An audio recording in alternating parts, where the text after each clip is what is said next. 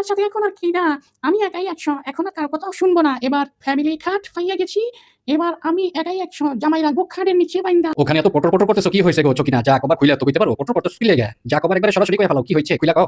আমি যা পাওয়ার পাইয়া গেছি, আমার এবার ঠেকায় কে? এবার তোমার রাস্তা তুমি দেখো, না হয় আমি যা বলবো তাই শুনতে হবে। হ্যাঁ, এতদিন তুমি যা বলছো তাই শুনেছি, আর হবে না, আমার সময় এসে গেছে, যা বলবো তাই শুনবা। ও আচ্ছা, বুঝছি, ফ্যামিলি কার্ড পাইছো। আচ্ছা, তো কি কইতে চাও তুমি, কি বুঝাইতে চাও বলো তো? কি কইরা আছি, কথার দায় শুনে বোঝো না?